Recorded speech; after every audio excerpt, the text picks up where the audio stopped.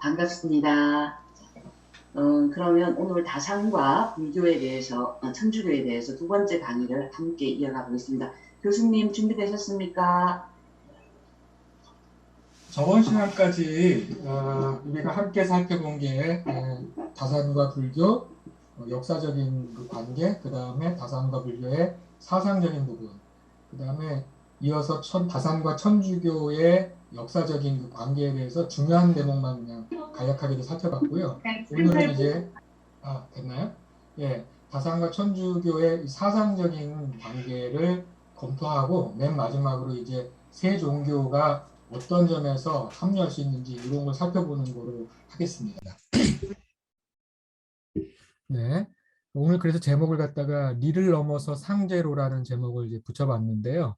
예, 이게 아무래도 기존의 유교가 성리학이니까 리를 중심으로 하는데 이 성리학은 물론 양명학에 비해서는 상대적으로 불교에 좀 그래서 조금 떨어져 있다고 볼 수도 있겠지만 그 불교가 들어오기 전에 있었던 공자 단계의 선진 유교, 그러니까 진나라 이전에 있었던 원시 유교 내지는 선진 유교하고 상당히 다른 면모를 보여주거든요. 왜 그러냐면 불교 영향을 기본적으로 수용을 하기 때문에 그래요. 그걸 잘 보여주는 게 이치자가 쓰여 있는 리입니다. 근데 이 부분에서는 별도로 사람의 밖에 인간이 섬겨야 될 신 또는 절대자로서의 상제가 원래 이제 유교에서 있었는데 이거를 공자나 맹자 이렇게 거치면서 조금씩 내면화하는 단계를 거치거든요. 그게 이제 중용이나 이런 데 이제 잘 나오는 얘기죠. 근데 여기서 이제 성리학자들은 자기 안에 인간임은 누구나 갖고 있는 본성이 사실은 자연에 있는 이치하고 같다. 그리고 밖에 있는 게 아니고 내면에 있다. 이게 양명하게 하면 조금 더 내면화가 되는데요. 그런 과정을 거쳐옵니다. 그래서 당송대 이후, 특히 송대 이후의 유교를 우리가 도학, 길도자 써서 도학이라고 부르기도 하고 이 도학에는 양명학과 이 성리학이 다 포함이 되고요. 그 중에서도 성이 리라고 보는 게 이제 성리학인데 이 성리학적인 사유는 그렇기 때문에 리자라는 표현 자체가 여러분 화엄경 얘기할 때 또는 뭐 천태도 마찬가지인데 리사무해법계, 리법계, 사법계, 뭐 이사무해법계, 사사무해법계 들어는 보셨을 것 같아요. 그러니까 진리의 세계, 그 현상적으로 변화하고 있는 이 현상 세계가 아니고 그걸 일사자를 써서 사라고 부르고 사법계라고 부르고 이 진리의 세계, 그 불교식으로 얘기하면 진여, 진리 이런 얘기죠. 그게 이제 리 법계가 되고 이 두 가지 사이의 관계를 가지고 이사무해 법계, 그다음에 현상과 현상계의 관계를 사사무해 법계라고 하는데 거기서 벌써 알 수 있듯이 리하고 이 리라는 거는 그 화엄경에서 나오는 그 화엄학에서 나오는 리하고도 통하는 부분이고요. 다만 이제 유교에서는 성리학에서는 일사자 대신에 이 기운 기자를 씁니다. 그래서 리기론이 되는 거예요. 그러니까 화엄학에서 리사라고 얘기하던 걸 성리학에서는 리기론이 되거든요. 근데 다산이 이걸 깨요. 깨는 게 바로 천주교의 영향을 받아서 그걸 깹니다. 정확히 말하면 천주교도 있지만 천주교 신학의 근간을 이루는 토마스 아퀴나스라고 하는 사람이 신학 대전이라는 책을 짓는데 그것이 그리스 철학하고 결합한 기독교예요.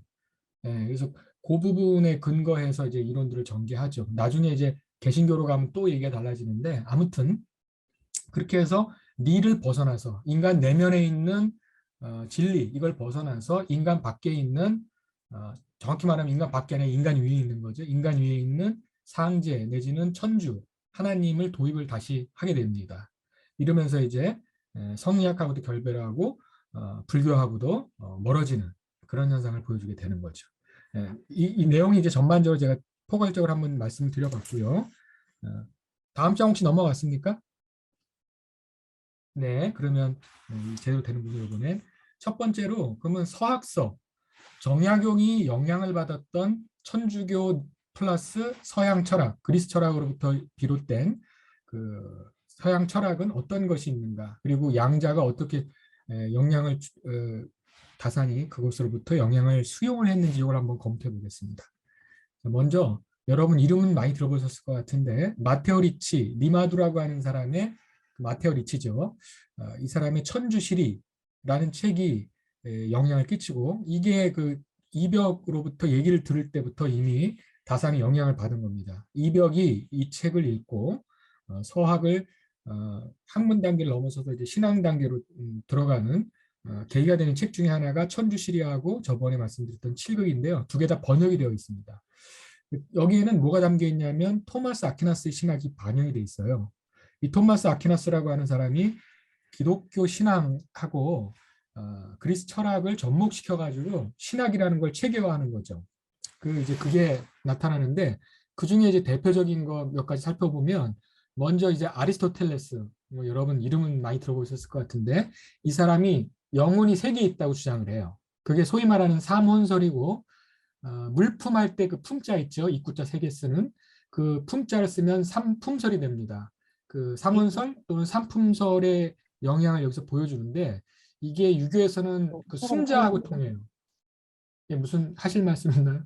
다른 소리가 들리는데, 예, 그래서 다산이 요거를 천주시리를 통해서 이어받고 이걸 수용을 합니다. 영혼의 세 가지 단계가 있다는 거죠. 식물적인 수준의 영혼, 제일 낮은 수준이고요. 이건 움직이지 못하잖아요, 식물은. 땅에 이렇게 뿌리를 내리고 있는 거니까. 그리고 이제 움직일 수 있는 동물, 움직임이 가능하죠. 그래서 생명이라는 점에서는 세 가지가 다 같지만 움직이지 못하는 식물적인 영혼하고 그다음에 움직일 수 있는 동물적인 영혼. 이 동물들은 감정도 있죠. 그리고 세 번째 그 위에 가장 높은 수준에서는 이성적인 영혼, 이게 인간이 갖고 있는 겁니다. 생각하고 판단하고 하는 능력이죠. 네. 근데 이 생각하고 판단할 수 있는 이 능력, 이성이라고 하는 것은 영성 아래에 있는 겁니다. 정확히 말하면. 저번에도 제가 계속 영성을 강조했는데 특정 종교를 넘어서서 모든 종교에는 가장 깊숙한 곳에는 영성이 존재하거든요. 여기서는 사실 종교와 종교를 넘어서 소통할 수 있는 부분이 굉장히 많아요. 근데 이 부분이 아니고 우리가 생각하는 흔히 말하는 마음을 갖고 있다고 얘기할 때 감정적인 건 동물들도 같이 갖고 있지만 추론할 수 있는 능력. 그러니까 A는 B다, B는 C다. 그래서 A는 C다. 이런 식의 논리 구조 있죠. 사람은 동물이다. 동물은 생물이다. 그러므로 사람은 생물이다. 이렇게 추론하는 능력이죠. 이게 이제 이성이 하는 능력이거든요. 이건 감정보다는 고차원적인 거라고 본 거예요. 근데 이 세 가지가 정확히 말하면 불교나 힌두교, 그러니까 이때 힌두교는 그 불교 이전에 있었던 힌두교가 아니라요. 불교 나온 이후에 이제 힌두교를 얘기하는 겁니다. 흔히 말하는 아드바이타 베단타라고 하는 그런 쪽에 가게 되면 공이 뭐라고 얘기하냐면 이런 것은 그게 마음이든 몸이든 그 소리가 잘 안 들리시나요? 좀 소리를 더 키워볼까요? 들리고 있습니다. 예, 소리가 잘 안 들린다는 게 메시지가 떠서. 예, 확인하겠습니다. 네, 다시 말씀드리겠습니다. 그래서 인간이 갖고 있는 몸뚱이, 동물이 갖고 있는 거, 식물이 갖고 있는 거 다 몸은 갖고 있죠. 이 몸보다 조금 더 수준이 높은 게 마음 또는 영혼이라고 얘기하는 거죠. 근데 불교나 아까 얘기했던 아드바이타 베단타에 가면 이걸 다 부정을 해요. 이게 사실은 잠깐 있다 없어지는 것들이거든요. 영원 불변하지 않는 것들이거든요. 그냥 인연 따라 생겼다가 없어지는 것이지 영원 불변하는 게 아니기 때문에 이거는 더 윤회의 대상, 윤회하는 잠깐 있었다 없어지는 그런 가변적인 존재에 불과해요. 그래서 이거에 큰 의미를 안 둡니다. 그걸 넘어서야 된다는 얘기를 하는 거죠.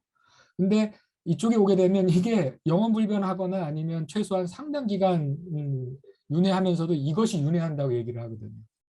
그리스 쪽에서도 그렇고 중근동 지역의 윤회론을 이제 인정하는 측에서 그렇게 얘기한단 말이에요. 영원 실체가 있다고 생각하고 이게 영원 불변하고 기독교에 오게 되면 주류설은 이 영혼이 영원 불변할 뿐만 아니라 죄악을 많이 짓고 신을 섬기지 않고 악하게 살고 이렇게 되면 결국 영원한 지옥에서 고통을 당한다는 식으로 얘기를 하죠. 근데 불교나 이 아드바이타 베단타 같은 쪽으로 가게 되면 힌두교 이런 쪽에서는 그거마저도 영원 불변하지 않아요. 시간의 차이가 있을 뿐이지. 그래서 그것 자체가 환상이라고 얘기를 하거든요. 요 점이 틀린데 기독교는 아리스토텔레스의 삼원설을 받아들이면서 인간이 가장 우월하다. 그래서 세상을 다스릴 수 있는 권리가 있다. 부터 시작해서 신학을 체계화하는데 이 영원설들을 도입해서 씁니다. 그리고 이게 아리스토텔레스 영향을 받아서 이런 말을 해요. 본성이라는 것은 다른 게 아니라 모든 사물이 속한 그 종류의 본체일 뿐이다. 말은 어려운데 그 밑에 게 중요합니다. 그 자체로 존재하는 것을 자립자라고 부르는데 스스로 선다. 이래가지고 스스로 성립하는 것. 이게 서양 철학으로 얘기하면 substance, 실체라고 하는 거거든요. 근데 오빠 불교가 눌러지잖아. 누르라니까 왜 안 눌러? 그래 연결해야 돼. 어, 꺼두셔야 되는데 그 꺼두시지 못했나 봐요. 자, 자기 스스로의 원인이 자기 자신에게 있는 것을 실체라고 말하고 한자 서학서에서는 한자로 옮기면서 이걸 자립자라고 옮겼어요. 이게 아리스토텔레스의 철학이에요.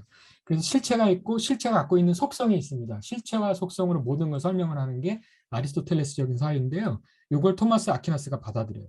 그 의뢰자라고 얘기하는 거, 특정한 것에 붙어서 기능하는 것을 속성이라고 부르거나 의뢰자라고 부르면 되고요. 자립자라는 건 실체입니다. 자기 존재의 원인이 자기 자신에게 있는 것, 그리고 그거는 영원한 거예요. 이제 요런 식의 사유를 받아들이는 거죠. 그리고 이제 그것을 추론하는 능력이 이성인 거예요. 이게 그래서 어떤 게 자립자고 어떤 게 의뢰자고 어떤 게 실체고 어떤 게 속성이고 구분할 줄 알고 그다음에 이것이 어떤 기능을 하는지를 이제 보는 거죠. 그래서 요걸 갖다가 이성이라고 받고 이성적인 것을 영혼 속에 갖고 있는 존재가 바로 인간이다. 그래서 모든 만물의 영장이다. 이런 식의 얘기를 하는 겁니다. 이걸 그대로 받아들입니다. 받아들이기 좋은 이유가 창세기에 보면 세상을 다스리도록 위임을 받죠. 인간이 신으로부터. 근데 왜 그러냐면 뭐가 뛰어나냐? 이성적인 영혼이 있기 때문에 뛰어나다. 그래서 동물이나 식물보다 차원이 다르다. 이런 식으로 설명하는 것들이 이제 들어오는 겁니다. 근데 이 자립자하고 의뢰자, 실체하고 속성 개념을 다산이 받아들여요. 이게 불교를 이해하지 못하는 이유 중에 하나입니다.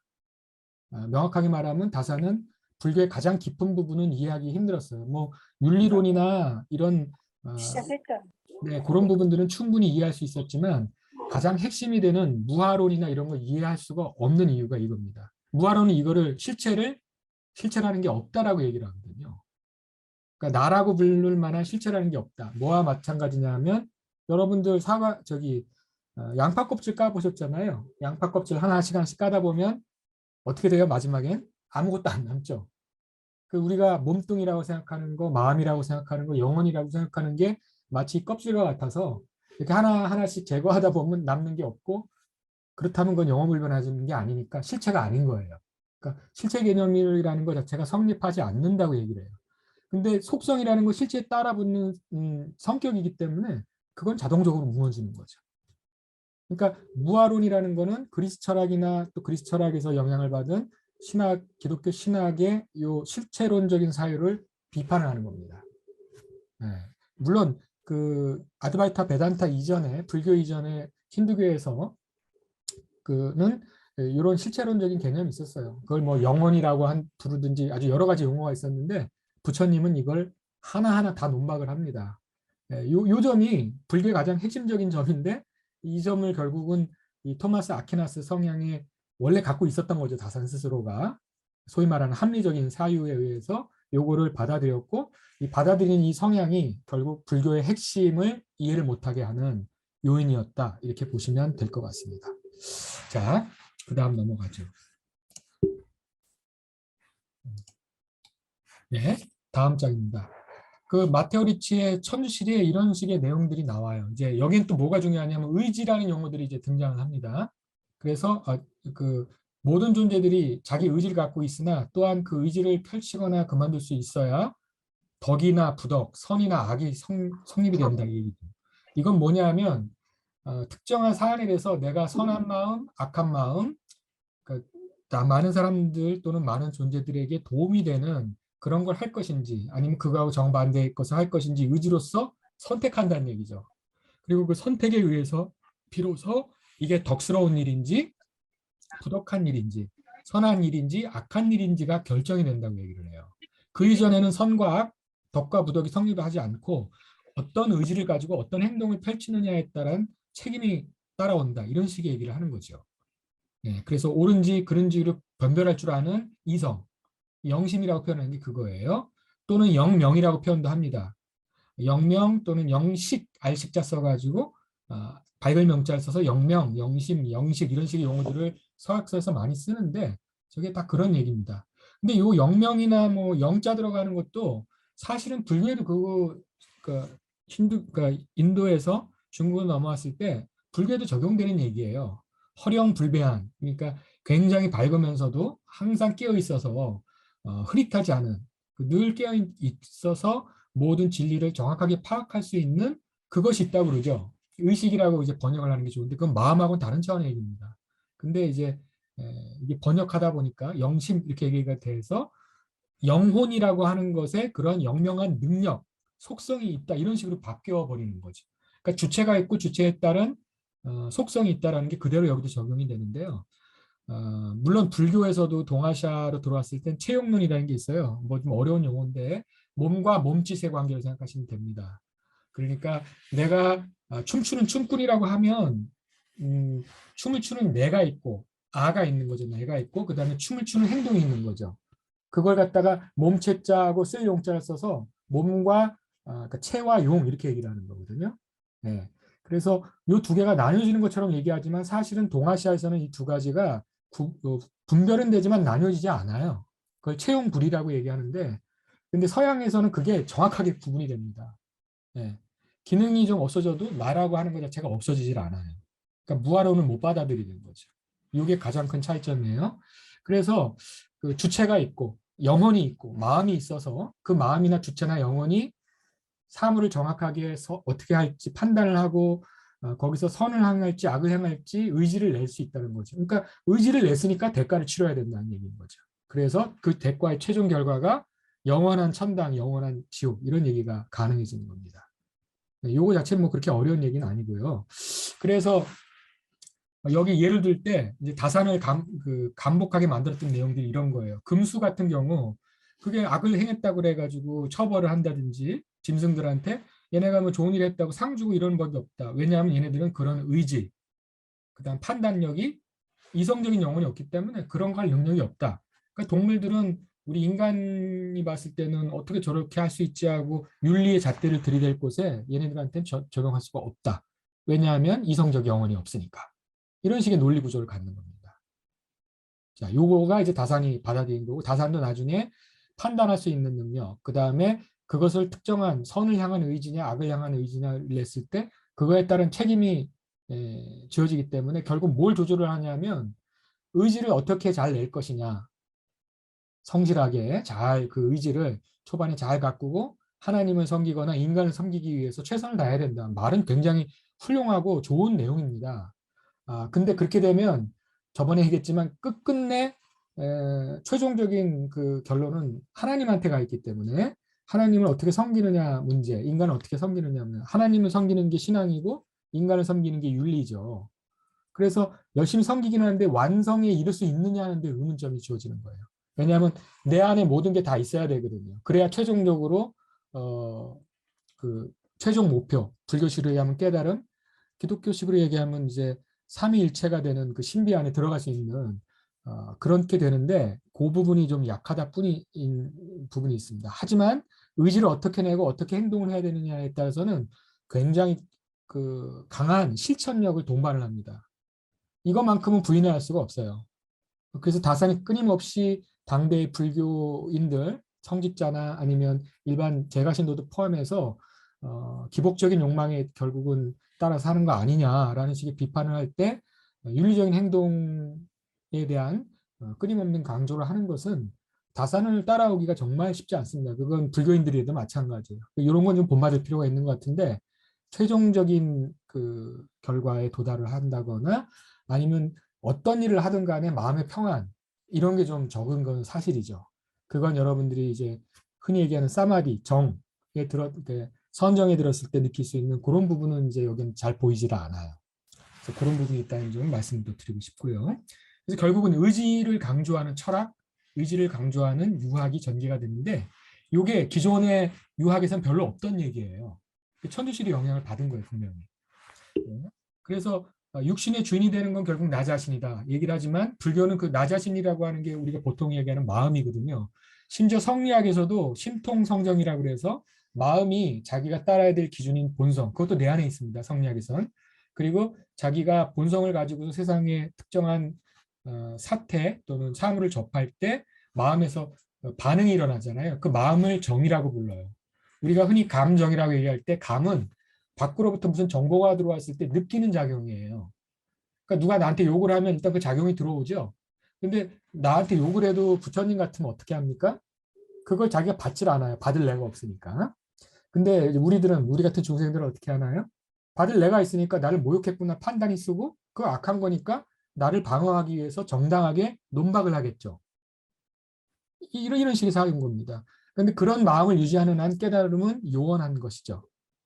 그 마음을 놔야 되거든요. 마음이랑 실제하지 않기 때문에. 그 부처님은 아무리 모욕당해도 마음이 흔들리는 법이 없어요. 흔들릴 마음 자체가 없으니까.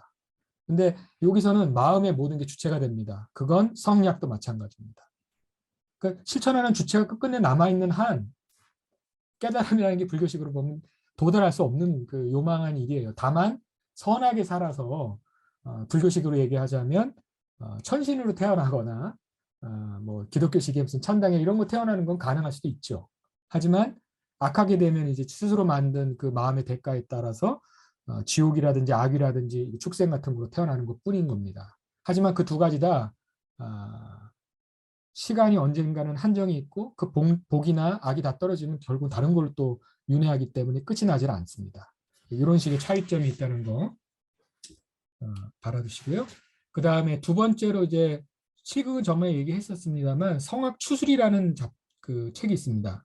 요건 이제 알렌이라고 하는 선교사가 쓴 책인데 이것도 역시 그 서학서 중에 저번에 얘기했던 통할 수 있는 부분들이 있는 책인데요.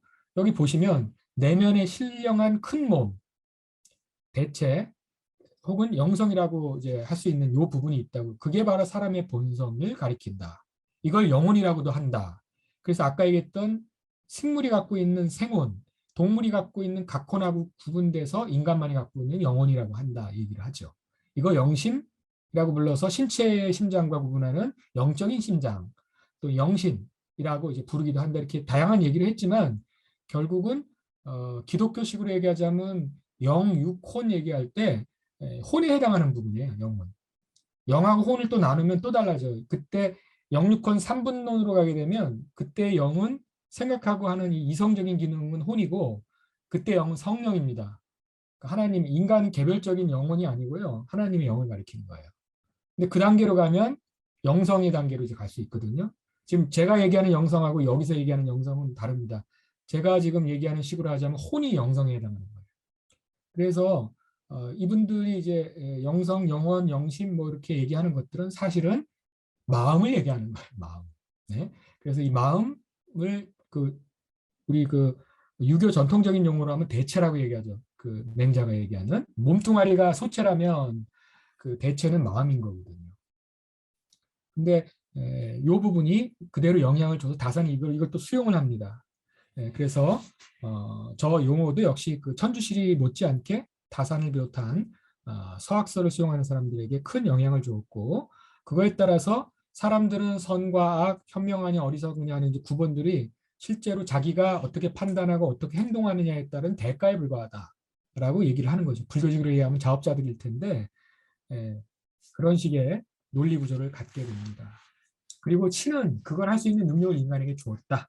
이렇게 얘기를 하는 것이죠. 이런 부분이 좀 있고요. 그다음 이 서학 추술에 이제 그 영향을 받은 거 실제로 제가 증거를 대는 건데요. 맹자요이라는 책에 보면 아까 그 대체하고 소체, 몸과 마음 얘기를 할 때의 논리가 맹자에 잘 나오거든요. 근데 그 맹자를 주석을 하면서 유교 저술이잖아요. 그걸 저 성학 추술식의 논리 구조를 가지고 해석을 하는 게 여기 나와요. 인의 예지가 이를 행함으로써 이루어진다는 걸 안다면, 그러니까 성리학 같은 경우는 이게 자기 안에 있다고 그래요. 모든 선한 가능성이 내 안에 이미 다 있다. 내가 그것 안에 있는데 그걸 깨닫고 그걸 실천하면 되는데 내가 어리석어서 그걸 제대로 알지를 못한다. 내 안에 있다는 걸. 이런 식으로 설명을 하는 반면에 다사는 내 안에 있는 게 아닙니다. 이건 내가 행동하기 전에 없는 거예요. 이미지라는 게. 덕으로 내 안에 내면적으로 있는 게 아니라 내가 행동을 한 다음에 그거에 대한 사후평가로 이루어지는 거라는 거죠. 네.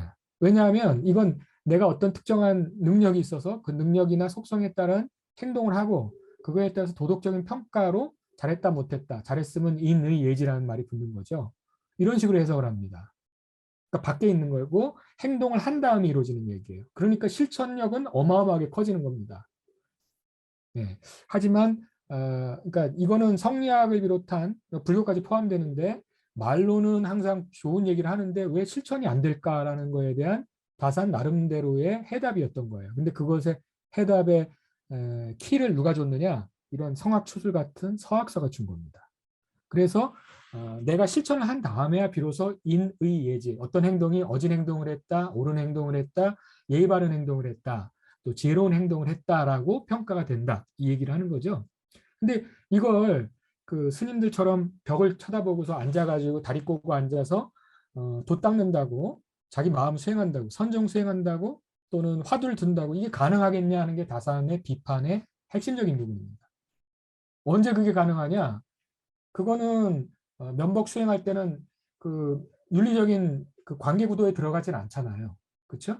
누가 나를 욕한다든지 아니면 내가 누군가 다친 사람이 있어서 그 사람을 내가 치료를 해주거나 도와줘야 된다든지 이런 상황이 벌어지지 않잖아요. 참선하고 있는 동안에. 근데 거기서는 무슨 도덕적인 능력을 우리가 키울 수 있겠냐?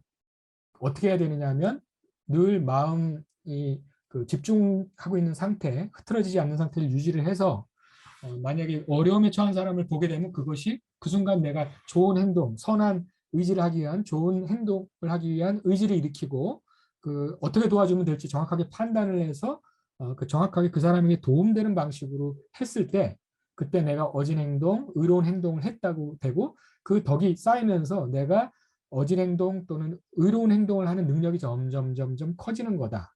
원래 내 안에 있는 게 아니라. 이런 식의 얘기를 하는 겁니다. 그러니까 다산의 논리 구조를 보면 오히려 더 단순하면서도 설득력이 있는 것처럼 보여요. 그렇잖아요. 면복 수행한다고 선한 능력이 개발되나요? 이게 제대로 참선 안 해봤으면 이런 얘기 충분히 할 수 있는 거죠.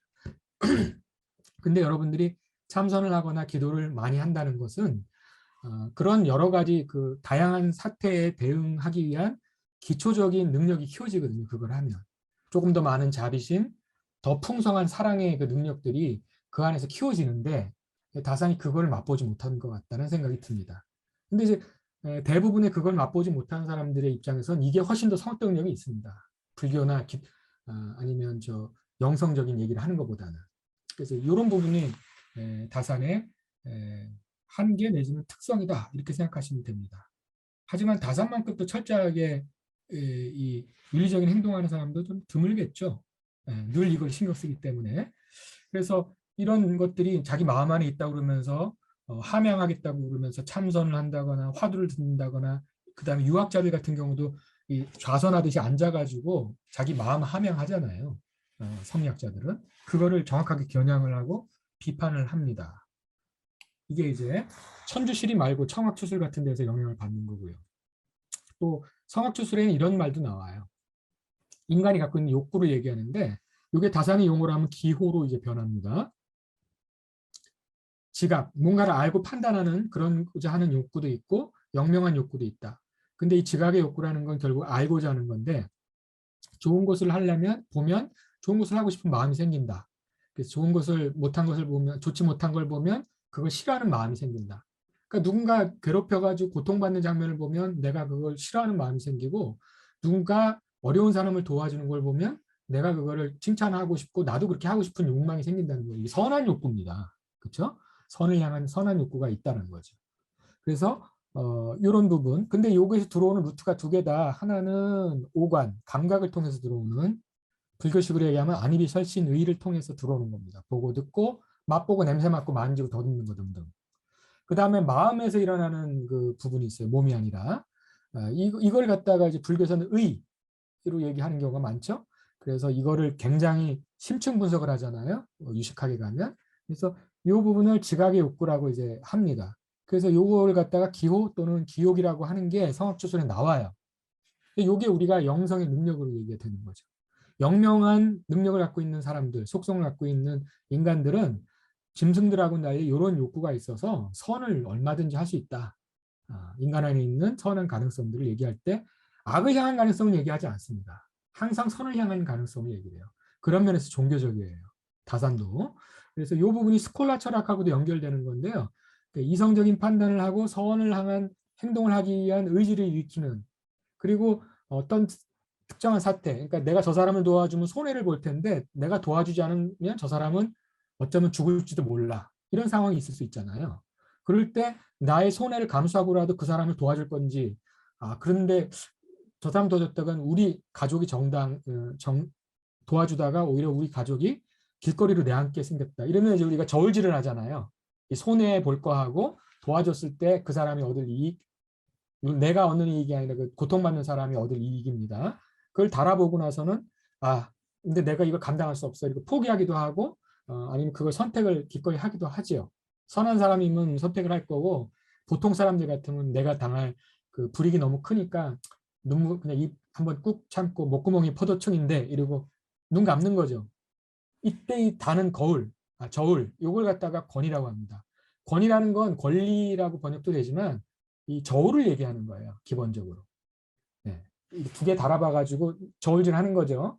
둘 다 선한 것이든 둘 다 악한 것이든 아니면 하나는 선하고 하나는 악한 것이든 대가는 자기가 치러야 되니까 그걸 판단하고 그거에 따라서 그럼에도 불구하고 더 선한 거를 하기 위해서 불이익을 감수하면 그걸 우리가 흔히 말하는 선비, 의로운 사람 이렇게 얘기를 하는 것이고, 그렇지 못하면 일반 중생 내지는 유교식으로 얘기하자면 소인이 되는 거죠. 그걸 행하면 대인 내지는 군자가 되는 거고. 그러니까 그런 방식으로 서학에서 영향을 받아서 유교하고 접목을 시켰던 겁니다. 그래서 다산이 이제 기호라고 얘기할 땐 취향을 얘기하는 게 아니에요. 그러니까 내가 커피를 좋아하고 커피를 싫어하고 하는 그런 취향이 아니라 윤리적인 겁니다. 기본적으로. 윤리는 인간만이 할 수 있는 거니까요. 자, 이런 부분이죠. 자, 그리고 천주시리를 보게 되면 아까 얘기했던 그것이 이치를 추론한 다음에 그 의지를 내서 어떤 선한 일을 행동하는 것을 말하는데, 넘어가 버렸네.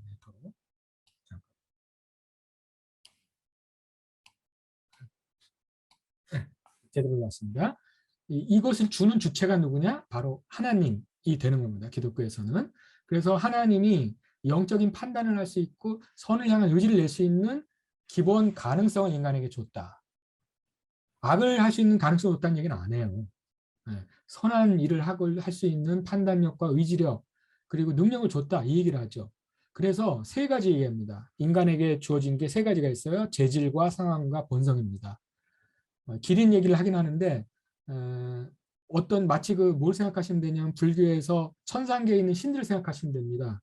워낙 습관이 선한 일을 하도록 계속 그걸 반복하다 보니까 악한 일을 할 줄 모릅니다. 그 천신들은.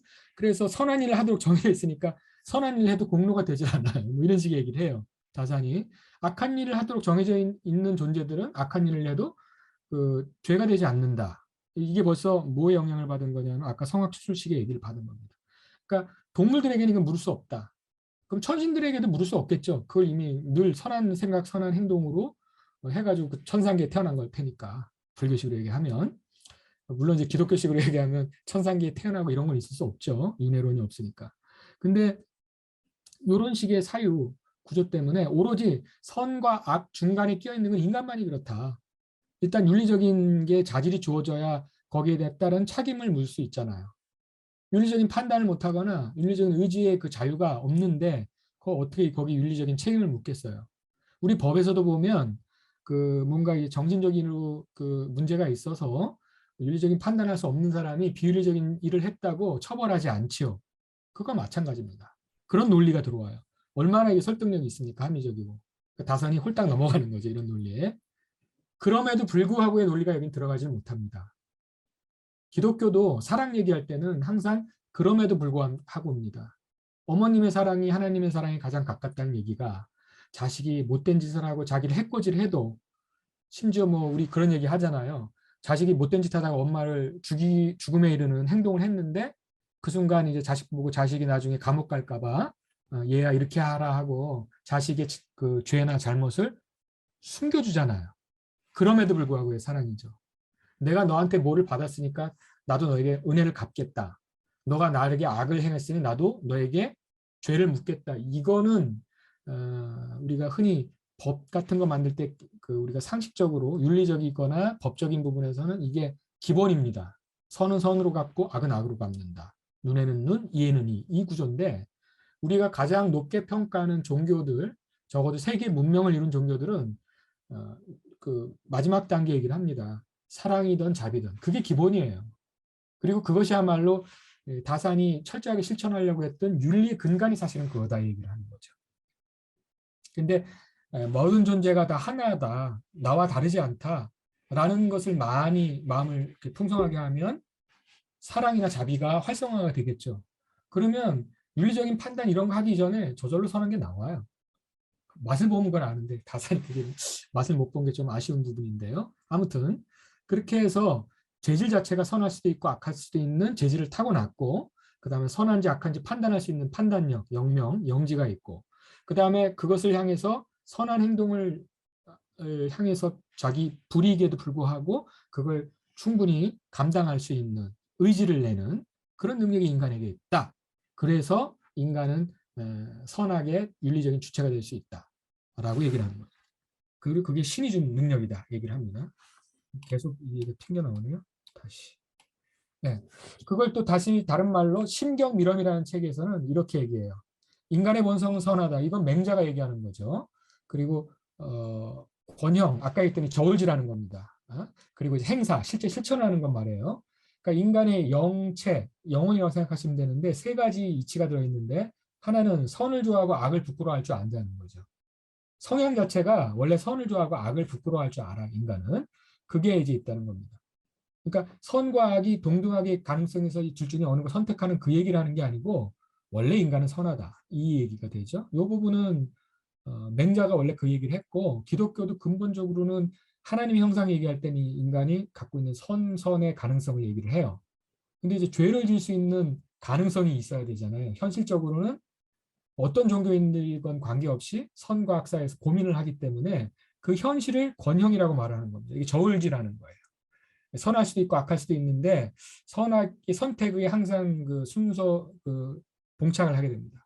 그래서 이 부분이 모든 종교가 강조하는 계율의 부분이에요. 계율을 열심히 수행하다 보면, 실천하다 보면 이 악하게 행할 수 있는 그 습관이 점점 없어지고 점점 더 선을 향한 습관들만 남게 되는 거죠.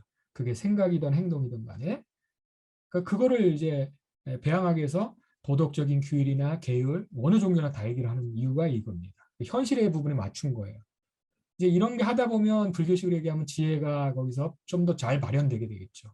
마음이 욕망으로 들끓거나 아니면 선악 사이에서 끊임없이 부대끼고 앉아 있으면 그 무아를 비롯한 불교의 핵심적인 그것들을 알 수가 없습니다.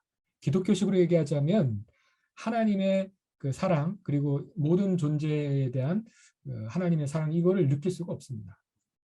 근데 먼저 뭐가 돼야 되냐? 마음이 순수해지고 거친 마음이 부드러워져야 되거든요. 그러려면 계율을 실천을 해야 돼요. 어느 종교나 그래서 그걸 강조를 하고, 다산이 사실은 그거에 뭐 극단을 가고 있는 거죠.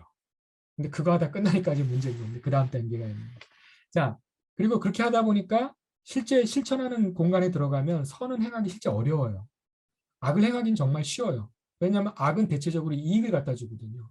인류의 문명이라는 건 인간이 가지고 있는 욕망들에 의해서 만들어집니다. 좀 더 남보다 더 많이 먹고 싶고 더 좋은 거 갖고 싶고, 그게 권력이든 돈이든 무엇이든 간이에요.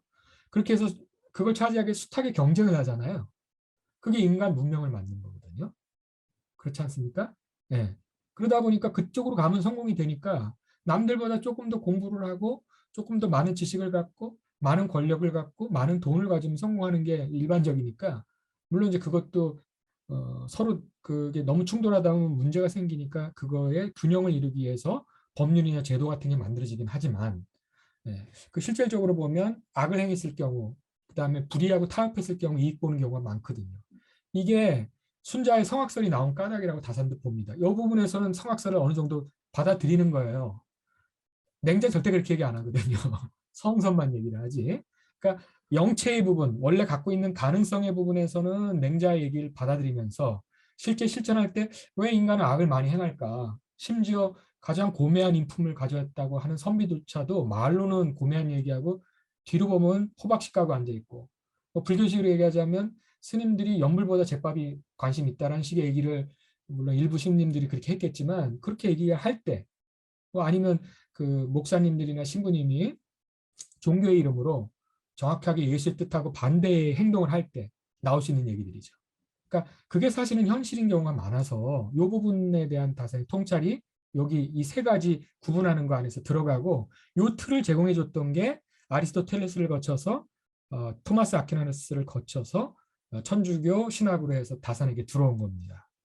이 부분인 거죠. 근데 요거는 유교 주류에서는 이단이에요. 성악설 얘기를 하게 되면.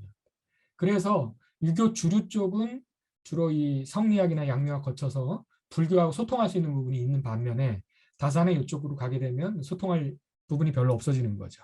철저하게 행동주의, 행동에 따른 결과, 그리고 그것에 이제 여러 가지 논리적인 체계화 이런 쪽으로 다산이 흘러간다는 걸 볼 수 있습니다. 자, 그리고 맹자에 나온 한 대목인데요. 자주집권 얘기를 하는데 기독교식으로 얘기하면 자유의지에 해당하는 그런 말들이거든요. 근데 불교식으로는 그게 불가능하죠. 의지 자체가 오염돼 있다 얘기예요. 의지라는 실체가 따로 있는 게 아니라 전생에 하거나 아니면 이 생에 내가 과거에 했던 생각하고 행동하던 습관들이 뭉친 거에 불과하다. 그리고 그건 흩어진다. 근데 제대로 그게 완전히 해소가 되지 않으면 윤회한다. 벗어나려면 그게 허망한 거라는 걸 깨달아야 된다 얘기를 하죠. 근데 자자는 그 주체도 있고 그 주체가 갖고 있는 권능 얘기를 하고 그다음에 그거에 따른 자유의지, 그거에 따른 책임을 끊임없이 얘기를 합니다.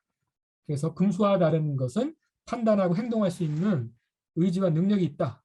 그래서 행동을 옮겼을 때 공도 되고 그 공이 아니라 죄도 된다. 이 얘기가 되는 거죠. 철저하게 윤리적인 실천주의 입장에 서게 되는 겁니다. 그리고 계속 이게 왜 튕겨나가는지 모르겠네요. 다시 앞으로 뒤로. 네, 됐습니다. 이렇게 해서 기본적으로 다산이 영향을 받았던 내용들을 살펴봤습니다. 그 중에서도 특별히 신관 얘기를 해볼게요. 리가 어떻게 신으로 바뀌는지 표 하나로 요약을 해놨는데요. 원래는 그 원시유교에서는 공자 단계에서는 상제 얘기를 합니다. 그러다가 이것이 내면화돼서 상제가 밖에 있는 게 아니고 내 안에 있다. 이 단계로 나오죠. 그러면 이게 천리 내지는 리가 되는 거죠. 근데 원래 그럼에도 불구하고 그럼 제사를 드리는 이유가 뭐냐라고 얘기한다면 상제 밑에 마치 황제 밑에 제후들이 있고 또 제후들 밑에 대부들이 있고 이렇듯이 임금 밑에 신하들이 있듯이 군주가 있으면 군주 옆에 도와주는 존재들이 있죠. 기독교식으로 얘기하면 하나님이 있으면 밑에 천사들이 있죠. 그런 구도를 가지고 와요. 이게 원시유교에 있어요, 실제.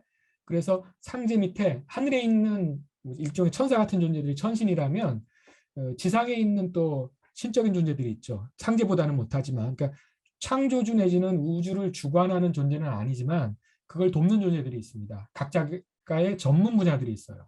뭐 공부의 신, 또 아니면 여러분 사직공 가보셨는지 모르겠지만 사하고 직이 다르죠.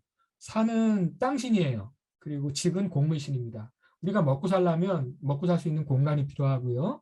그 다음에 거기서 먹고 살 수 있는 음식이 필요하잖아요. 그걸 맡는 신들이 다 존재합니다. 그게 천신지기가 되는 거고요. 그 다음에 사람들도 그걸 하잖아요. 신에게서 상제에게로부터 본성을 받아서 그걸 갖다 명령이라고 생각을 해요. 원래 내 안에 있는 게 아니라 명령, 신이 상제가 지시하는 명령, 이렇게 살으라고 하는 도덕적인 명령. 그것을 열심히 실천하다 나중에 죽게 되면 귀신이 되죠. 그걸 인귀라고 부릅니다.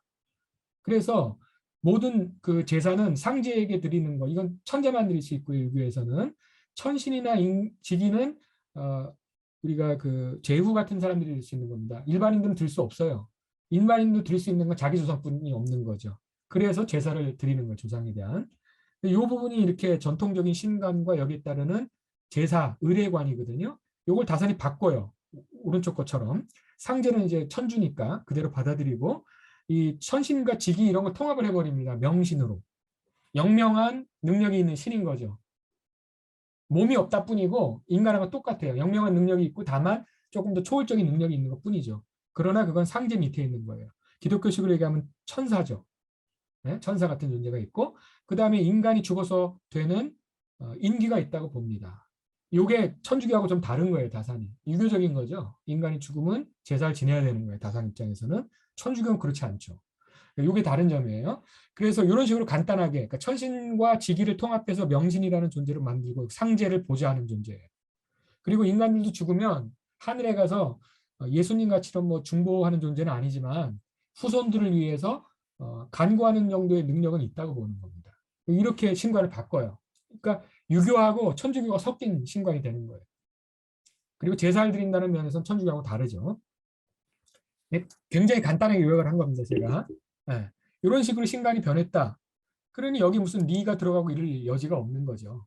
리라고 하는 건 이치, 인간이 뭔가 실천을 하는 그 이치에 불과한 건데 마치 나무에 나무 결이 있듯이 그 결에 불과한 것을 우리가 섬김의 대상으로 볼 수 없다. 영명한 능력이 있어서 판단을 할 수 있고 의지를 낼 수 있는 존재만이 우리가 섬길 수 있는, 제사를 통해서 섬길 수 있는 존재다. 근데 이치가 무슨 우리가 섬길 수 있는 존재냐? 이렇게 되는 거죠. 그러니까 비인격적인 신이라고, 비인격적인 진리를 다산은 인정하지 않습니다. 그 비인격적인 진리라는 건 신이 만들어낸 질서에 불과한 거예요. 근데 불교나 그 뭐 아드바이타 베단타 같은 쪽으로 가게 되면 그렇지 않죠. 내 안에 있는 진리죠. 인격적인 거로 등장했을 때는 이미 그건 마음이 작동을 하는 거기 때문에 문제가 되거든요.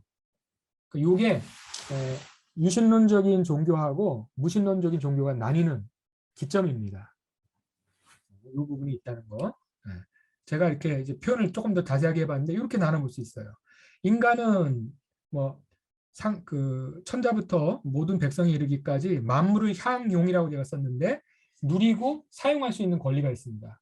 기독교식으로 얘기하면 만물을 다스릴 수 있는 권리를 받은 거죠. 상제나 천신으로부터. 근데 유교에서는 원래 상제가 천신이나 인간들에게 영명한 존재들의 공통점은 명을 줍니다. 그게 천명이 바로 성이에요. 본성이 돼요. 이렇게 하여야 한다라는 그런 걸 바꾸서 그거에 따라서 행동을 합니다. 그래서 하늘의 뜻에 맞게 잘 살면, 그래서 죽어서 천신 또는 뭐 인귀가 되면 그 존재를 우리가 기억을 하고 주기적으로 제사를 지내는 거죠. 사직 같은 게 대표적이라고 봅니다. 그리고 그런 천신들에 대응을 해서 인간 중에서도 그거에 상응하는 덕을 했을 경우에는 제사를 지냅니다. 대표적인 게 우리 문묘 대성전 같은 거죠. 하늘이 줬던 본성을 잘 실현해가지고 본받을 만한 대상이 되면 큰 바위 얼굴로 새겨놓고 끊임없이 제사를 지내잖아요. 하늘이 보여준 그 가능성, 본성을 인간이 잘 실현했을 때 하늘의 배향, 그러니까 하늘이 주신이 되면 배양하는 신으로 섬기는 거예요, 인간이. 그게 이제 교제사 같은 데서 이제 등장을 하는데, 체제사 같은 데서. 그게 유교적인 거죠. 근데 그것까지는 같은데 뭐가 달라지느냐 하면 심지어 유교에서는 만물에도 이 영혼이 있다. 그래서 그게 귀물이 되기도 하고 사람들을 괴롭히는, 그렇게 된다고 생각하는데 그런 거 인정 안 합니다. 다사는. 영혼이 있느냐 없느냐, 영명한 능력이 있느냐 없느냐만 갖고 따져요. 우리가 흔히 무생물, 식물 이런 건 영혼 같은 게 없는 거예요. 다사의 입장에서는. 그래서 이거는 당연히 제사의 대상이 안 됩니다. 제사의 대상이 될 수 있는 건 오로지 인간들이나 천신들이나 상제 같은 경우만 대상이. 그래서 여기서 섬기는 대상, 신을 섬기든 인간을 섬기든 섬기는 대상, 윤리적인 관계가 성정이 되거나 제사를 드릴 수 있는 대상은 섬길 수 있어야 되는데, 섬길 수 있는 대상이 되려면 전제 조건이 영명한 존재가 돼요. 아까 얘기했지만 윤리적으로 판단하고 행동할 수 있는 존재가만 제사나 의례의 대상이 됩니다. 그리고 섬김의 대상이 돼요. 자, 그런데 여기다 이제 하나 덧붙이는 게 조화, 주제, 안양이라고 제가 한자 썼는데 이게 없던 말이에요. 원래 유교에. 조화홍이라는 얘기가 나오지만 기독교식으로 천지창조하는 건 아니거든요. 그래서 도교나 유교가 마찬가지로 조화 얘기는 하지만 이게 기독교의 무로부터의 창조 그 얘기가 아니에요. 근데 어쨌든 자연의 질서를 이렇게 계속 운영하는 그 입장은 주재한다고 표현하고, 심지어 인간이나 생물들이 갖고 있는 생명력이나 윤리적인 가능성을 충분히 배양시켜주는 걸 편안하게 배양한다 해가지고 안양이라는 얘기를 합니다. 조화하는 존재, 조화옹, 주재하는 존재, 그리고 안양하는 그 주체가 바로 상제 내지는 하나님인데, 이 얘기는 정확하게 천주시리에 있는 제목입니다. 천주시리의 편명 이름이 이래요. 이걸 그대로 따온 겁니다, 다산이. 이걸 근데 포기한 적이 없어요, 다산이. 평생. 이벽으로부터 천주시리에 대한 얘기 듣고 나서 평생 이거를 수정을 하진 않았습니다. 이 얘기가 어디 나오냐면 신경밀엄이나 맹자의 같은 데 보면 이런 비슷한 얘기들이 나오거든요. 심지어는 신경밀엄 같은 데 보면 이게 문자 그대로 동일합니다. 천주시리에 나온 문자가. 네. 그리고 제가 지금 번역하고 있는 책인데 춘추고징에 보면 이 얘기들이 쭉 나와요. 이거 보는 것처럼요. 네. 만물이라는 건 우리가 향유하고 누릴 것이지 우리가 제사 지낼 대상이 아니다. 영명성을 제거해 버립니다. 그러나 그 이전에 유교나 동아시아 종교에서는 만물은 다 제사 내지는 고술에 굿 할 수 있는 그런 대상들이었어요. 왜 그러냐면 감정도 없고 영혼도 없는데 왜 우리가 섬기겠네 얘기하죠. 그런 얘기 보시고 이제 나중에 읽어보시고요. 그리고 천주시리에서 나오는 형태가 없는 귀신은 형태는 없으나 아까 했던 영혼 같은 게 있는 존재죠. 근데 불교 같은 데는 저런 것마저도 실체를 부인하기 때문에 이게 용납되지가 않습니다. 그리고 만물의 근본에 원래 그 성리학 같은 데서는 만물 일체를 얘기를 해요. 모든 존재의 근본은 하나다. 그게 하늘천자 내지는 이치자 써서 천 또는 리라 얘기를 하거든요. 그 인격적인 상제가 아니잖아요. 그럴 때는 우주의 보편적인 진리 얘기를 하는 거거든요. 모든 게 하나다라는 식의 얘기지만 다사는 만물 일체를 부인합니다. 그리고 만물 일본이라고 얘기해요. 만물의 근본은 하나다. 모든 게 신이 만든 것이다 얘기를 하게 되죠. 얘기는 달라집니다. 그렇게 되면. 불교는 만물 일체에 가까워요. 가깝다는 건 다른 점이 있어서 제가 이렇게 말하는 건데 만물 일본이라고 얘기하는 건 모든 것의 근본은 하나님이 있어서 그분이 다 모든 걸 창조하고 이 질서를 유지를 하고 역사에 개입을 해가지고 인간들을 이렇게 저렇게 이끌어간다. 이게 전제되는 거라서 만물이 하나인 게 아니죠. 만물의 근원이 하나라는 거지 만물이 하나라는 얘기가 아닙니다. 정확하게 유교로부터 불교에 가까운 유교로부터 천주교로 가까운 유교로 바뀌는 과정을 다산이 보여주고 있다는 점을 알 수가 있습니다. 그러니까 혼이 있냐 지각이 있냐 이거 끊임없이 따지잖아요. 이것 때문에요. 네. 그리고 이제 또 보면 역시 똑같은 얘기인데요. 영이 있느냐 정이 있느냐 이 얘기 계속하고 있고 상제하고 인간은 같아요. 영도 있고 정도 있어요. 근데 진리가 감정이라는 게 들어가면 벌써 그 마음의 작동이니까 불교에서는 그게 진리가 될 수가 없죠. 네, 그 부분이 이제 차이가 있습니다. 불교에서 얘기를 하자면 생명론에 가까운 얘기예요. 이 얘기들은 진여문하고는 관계가 없는 얘기죠. 자, 이런 얘기들 천신이든 명신이든 전부 그런 식의 얘기를 하는 거 이렇게 보여주고 있는 부분이다. 읽어보시면 될 것 같고요. 자참묘지명에서 자기가 얘기한 것도 역시 결국은 하늘을 섬기고 인간을 섬기는 것이지 이치나 태극을 섬기는 건 그건 섬기는 대상이 될 수 없다. 그러니까 비인격적인 진리에 대한 얘기를 하는 불교 역시 대상이 될 수 없는 거죠. 이거 보면 아주 명료하게 드러납니다. 그리고 중용 강의보 같은 데서도 역시 하늘을 섬기는 마음으로 인간을 섬기고 제사를 드릴 때 하는 경건한 마음으로 인간을 섬기고 그래서 초월적인 신에 대한 이 수직적인 신앙과 윤리적인 관계에 있는 인간들 사이에서 윤리적인 실천이 경이라는 것으로 이렇게 통합이 되고 그때의 마음 상태가 혼자 있을 때도 함부로 하지 않고 자세와 몸가짐을 바로 하고 집중을 하는 태도 그리고 혼자 있을 때도 널브러지는 게 아니라 스스로 경계할 줄 아는 태도 이걸 강조합니다. 이게 기독교 용어로 하면 누미노제 경험이라는 건데요. 누미노제 경험이 뭐냐면 여러분 구약 성서를 읽어보시면 대체로 신에 대한 두려움이 모티브가 강조가 많이 됩니다. 인간이 끊임없이 죄를 짓고 그러니까 죄를 지은 인간이 신을 볼 때 두려워 떨죠. 창세기 초반부터 그렇잖아요. 부끄러워서 떨면서 숨었다 얘기가 나오죠. 가까이 하기에는 신이라고 하는 빛을 가까이 하기에는 난 너무나 어둠인 거죠. 죄를 졌기 때문에. 그래서 신을 차마 보지 못하고 두려워 떨면서 신 앞에서 덜덜 떨고 있는 이런 느낌. 그게 주로 구약의 신이에요. 그거에 비해서 신약의 하나님이라는 건 예수가 보여준 사랑 때문에 내가 어떤 잘못을 했더라도 극악한 죄인이라도 용서받는 이런 경험이거든요. 원수를 사랑하는 그런 사랑이기 때문에. 그래서 한없이 끌려 들어가는 매력이 펼쳐집니다. 그래서 기독교 이단 중에 기독교에서 이제 종교 재판을 여러 가지로 종교 회의 같은 걸 여는데 그 종교 회의 열었던 것 중에 초기에 떨어져 나간 이단 중에 하나가 말시용이라는 사람이 있는데 구약의 신과 정의의 신이고 신약의 신인 사랑의 신은 다른 신이다 얘기를 해요. 유태교하고 기독교는 다르다 이거 얘기하다가 이단이 되버렸거든요. 주류에 의해서.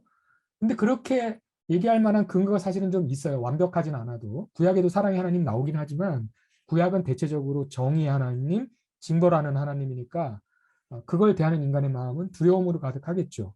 근데 기독교 주류는 뭘 하냐면 이 두 가지가 하나고 한 존재한테 우리가 느끼는 감정이 서로 다른 감정이 같이 공존한다라고 얘기를 하는데 이걸 누미노제 경험이라고 합니다. 내가 죄인으로서의 신 앞에 갈 때는 두 가지 감정이 일어나요. 하나는 내가 너무 죄를 많이 지었기 때문에 내 악업이 너무 커가지고 부처님 앞에 갈 때 얼굴을 못 드는 거 생각을 해보세요. 그 느낌. 그때 이제 자기가 떨리죠. 자기 죄를 자기가 아니까. 그래서 그때는 두려워서 떨리는 마음이 있지만 그럼에도 불구하고 그분이 보여주는 사랑과 자비에 계속 끌려 들어가는 부분이 있잖아요. 이게 서로 상반되는 감정인데 이게 동시에 존재하는 감정을 누미노제 경험이라고 합니다. 자, 여기서 보면 매혹적으로 끌려 들어간다기보다는 뭐만 보여요? 이 중에 두려운 떨림만 보이고 있죠. 계속 떨고 있어가지고는 여러분들이 명상이나 참선할 때 느끼는 한없이 평화로운 그 법열 느낄 수가 없습니다. 근데 기독교에 이게 없느냐 하면 없는 거 아니에요. 있어요. 예수님이 그랬고요. 뭐 요한이나 등등 사도들에도 그런 게 좀 나타납니다. 근데 이 부분을 다사는 결코 못 봅니다. 기독교 안에서 있는 이 부분을.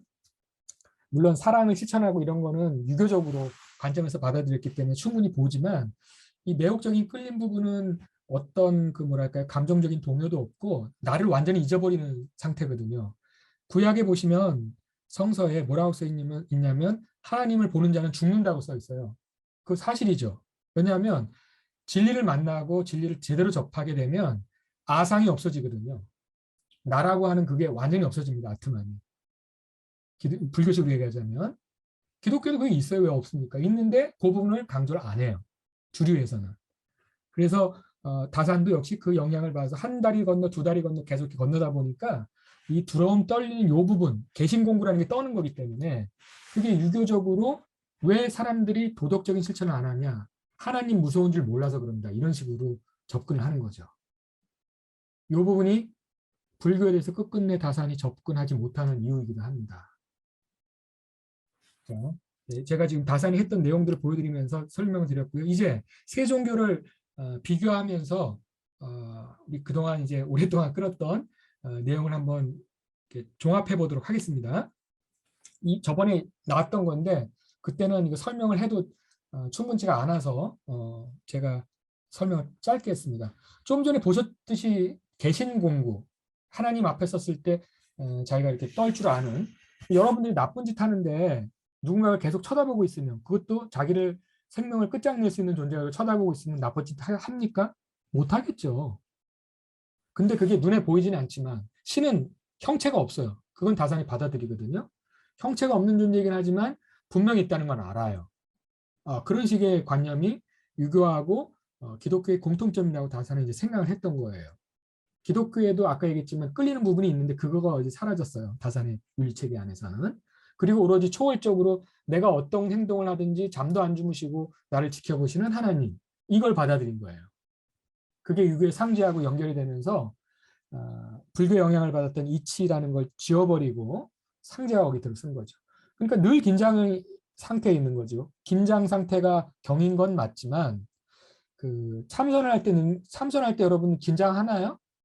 아니죠. 긴장하는 건 완전히 풀어버리죠. 긴장하는 건 마음이 하는 거거든요. 마음이 없으면 긴장은 없습니다. 참선을 해서 선정에 들어가면 긴장이라는 거 있을 수 없습니다. 마음이 없는데 무슨 긴장이 있어요. 마음이 작동을 안 해요. 그 순간에는. 근데 그것을 몇몇 참선을 하거나 화두를 들어도 마찬가지죠. 스승께서 그 제자에게 그 제자에 맞는 화두를 딱 줬을 때는 말문이 탁 막히잖아요. 말문이 막힌다는 건 뭐예요? 작동하던 생각이나 감정이 작동을 멈춘 거예요. 셧다운된 거죠. 컴퓨터가. 네. 그때는 근데 사실은 긴장도 하나도 없고요. 한없이 평화로운 그게 있습니다. 명상해 보시면 당연히 느끼는 건데 다사는 그런 거 해본 적도 없고, 그러니까 그럼에도 불구하고 도덕적인 실천을 어떻게 하느냐에 대해서는 투철한 사람이기 때문에. 왜요? 평생을 자기가 악인들한테 시달림을 당했고 그럼에도 불구하고 선을 실천을 해야 됐기 때문에 긴장감 있는 삶을 평생 살았어요. 그거에 맞는 종교를 구성한 거예요. 그 소스를, 그 근원을 천주교가 보내준 거죠. 그러니까 종교적인 긴장감이라고 표현할 수 있습니다. 그 긴장감이 만들어낸 철저한 실천력, 이게 다산의 종교예요. 천주교가 다 그렇다고 보시면 안 되고요. 천주교의 일부분이 아리스토텔레스 거쳐서 마테오리치 같은 사람 거쳐서 다산에게 와서 다산의 형태에 맞게 재구성된 거죠. 그걸 다산은 경이라고 생각했습니다. 근데 이 경이 저번에도 말씀드렸지만 성리학 같은 경우는 마음이 작동하기 이전, 다산은 마음이 작동하지 않는 때를 상정하는 걸 인정 안 합니다. 하지만 성리학은 그 인정하거든요. 그 부분이 있어요. 그게 뭐 적연부동, 사렴이맹 이런 식으로 표현되는 건데 생각이 싹트기 이전, 생각이 작동하기 이전 얘기를 하는데 이거는 성경에 들을 때의 그 상태거든요. 정확히 말하면. 그래서 심층적인 의식 얘기를 합니다. 그래서 이건 정확히 말하면 심층 의식이라기보다는 초월 의식에 가까운 건데 이 부분에서 드러나는 것이 이치예요. 이게 불교에서 얘기하는 진여하고 이제 가까운 부분인 거죠. 마음을 넘어서야 볼 수 있는 겁니다. 이거. 그래서 이건 분별을 넘어선 무분별의 자기자각, 대상이 밖에 있지 않기 때문에 대상과 나가 하나예요. 그래서 분별이 없는 지각이에요. 여기는 선과 악도 넘어섭니다. 심지어. 근데 이 선과 악을 넘어설 수 있다는 건 그거는 사기라고 보는 거죠. 다산 입장에서는. 윤리적이지가 않기 때문에. 그러니까 윤리가 넘어서는 것을 상정할 수가 없어요. 다산은. 그게 이제 한계이기도 하고 그것 때문에 불교의 가장 핵심적인 부분을 이해를 못하는 부분이 있는 겁니다. 자, 이렇게 해서 인간 내면에 이미 모든 덕이 갖춰져 있다. 이 얘기를 할 수가 없는 거죠. 여러분들 불교들은 다 아시겠지만 불교인이라면 중생이 애초에 수행하기 이전에부터 너희는 이미 부처다. 근데 네가 그걸 자각을 못하고 있을 뿐이니까 자각해라. 이거 하는 거잖아요. 형식은 여러 가지로 하지만 이게 달라지는 지점입니다. 그리고 다산은 영명한 능력, 이건 사실 마음의 능력에 판단하고 의지낸다고 했으니까 그 갈등 상황 속에서 도심, 바람직한 상태를 선택하는지 인심, 현실적인 이해관계에 매몰되는지 이 상태에서 옳고 그름을 따지는 이 저울질하는 거. 근데 불교는 뭐라고 그래요? 이 저울질하는 이 저울을 내려놔라 이러죠. 네? 이게 달라지는 점입니다. 네, 다시 한번 이거 비교를 해드리고요. 성리학은요. 순간순간 저울질을 해야 되는데 그 저울질하는 능력이 커지려면 마음이 잠깐 작동하기 전에 그 부분에 우리가 맛을 봐야 된다는 걸 인정을 해줍니다. 그게 성리학에서 이제 다른 점이죠. 불교는요. 이 마음이 작동하지 않는 이것이야말로 진여고 근데 이 진여에 이르기 전까지는 윤회의 세계를 끊임없이 우리가 인연 따라 살아가야 되니까 어떻게 하면 그때 이게 편하고 행복하게 살 수 있는지를 가르쳐주죠. 이 생멸문을 넘기는 지혜들을 가르쳐주는데 그게 여러분이 그 배우는 12연기 같은 게 그런 거죠. 그러니까 두 가지가 다 갖춰져 있습니다. 진여문하고 생멸문이. 요 점이 차이점이 있다. 그 불교의 관점에서 보면 다사는 진여문 없이 생멸문에서만 열심히 뭔가 해결하려고 하는 그런 상태라고 보시면 맞겠습니다. 자, 그걸 잘 보여주는 게 저번에도 잠깐 인용했던 이 경에 대한 얘기인데 특정한 상태에 들어가서만 뭘 할 수 있다고 생각하는 거. 그 다음에 생각은 끊기지 않는다. 그리고 이 두려워하는 태도가 유지가 된다. 그러니까 결국 생각이 멈추는 그 부분. 마음이라는 건 결국은 생각의 다발에 불과하기 때문에 마음이 멈추고 마음을 넘어서는 것. 그 다음에 감정을 넘어서는 것. 이게 이루어져야 되는데 이루어지지 못해요. 그러니까 결코 그 고요함에 접어드는 도교나 불교의 그 핵심적인 부분들을 다산은 이해를 하지 못했습니다. 심지어 성리학자들도 정자를 하는데 다산은 그거마저도 부인하거든요. 그래서 이 부분 기억을 해주시고요. 자, 하지만 다산은 도덕적으로는 이제 훌륭한 사람이라고 봐야 되는 거죠. 자, 본연지성하고 천명지성의 차이도 이제 아시겠죠? 유교의 천명지성은 다산처럼 아까 얘기했듯이 스스로 실천해야 될 윤리적인 기준, 근데 그 신이 나에게 준 기준 이렇게 해석할 가능성도 있고요. 성리학처럼 신이 뭐 어떻게 인격적으로 있는 게 아니라 누구 어떤 존재에게나 다 있는 본성으로 존재하는 이건 불교하고 비슷해요. 하는 부분. 근데 불교는 그걸 조금 더 과감하게 주장을 하는 것이고 성리학은 그거를 반반 뭐 치킨도 아닌데 반반 이렇게 했다 그러면 좀 유치하지만 그렇게 보시면 될 것 같습니다. 그 나머지 반을 빼버린 거고요. 다산은. 그러니까 불교색을 덜어낸 거죠. 유교에서. 그렇게 생각하시면 됩니다. 저번에 얘기했던 이 열애정성 얘기하는 게 아까 했던 본연지성하고 통하듯이 다산은 그 본연지성을 부인합니다. 여러분도 교리로서는 배우셨을 텐데 이 본연지성을 느끼시려면 열애장성을 느끼시려면 수행을 하셔야죠. 선정에 들어보지 않고 이거 어떻게 알겠습니까? 자, 이 부분 기억을 해주시고요. 그리고 아까 얘기했지만 권영이니 자주직권이니 선악의 판단을 저울질하는 것 그게 권영이고요. 그 다음에 의지로서 선을 선택하는 게 자주직권입니다. 이 선택하는 자가 없어져야 되죠. 그렇죠? 불교에서는 그래야 되는 거 아닙니까? 그게 원래 없어져야 된다고 얘기할 뿐만 아니라 원래 없다. 이게 불교죠. 네. 요거 차이점이 있다는 거 기억을 해주시고요. 저번에도 얘기했듯이 다산의 수양론적인 특성, 저번에도 얘기했지만 다시 한번 얘기하면 신독, 홀로 있을 때도 신은 계시는 거예요.